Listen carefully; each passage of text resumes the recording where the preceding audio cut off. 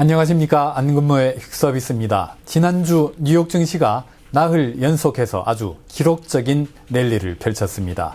기존 추세를 뒤집는 대반전일지 아니면은 약세장 속에서 나타나는 일시적인 급반등일지 지금 증시는 기로에 서 있습니다. 뉴욕 증시를 대표하는 S&P 500입니다.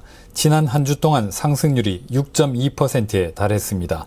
지난 2020년 11월 이후 1년 4개월 만에 최고의 주간 성과를 냈습니다.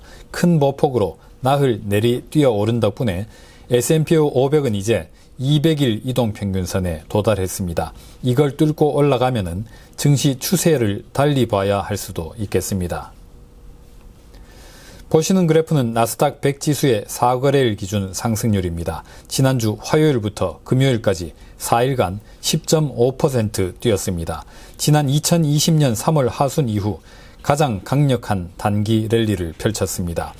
2년 전 이맘때는 기억하시듯이 증시가 팬데믹 바닥을 찍고 역사적인 급반등을 시작한 시기죠.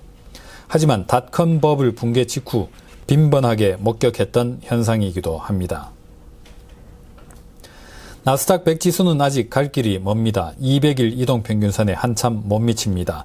지난해 11월 사상 최고치 대비로는 여전히 16.4%나 떨어져 있습니다. 추세 반전을 논할 분위기는 아직 아니죠.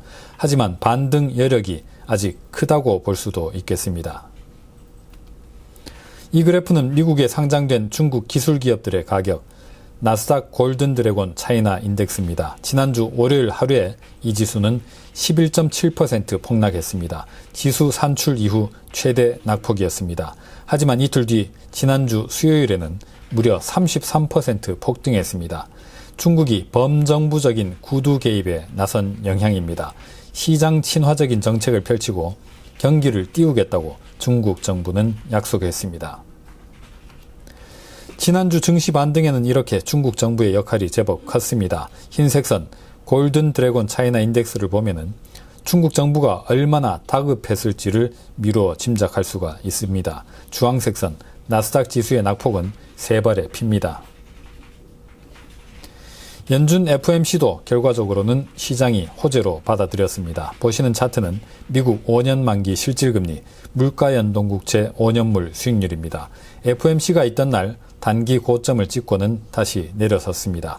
긴축 공포가 잦아들어서 실질금리는 연초 수준으로 후퇴했습니다.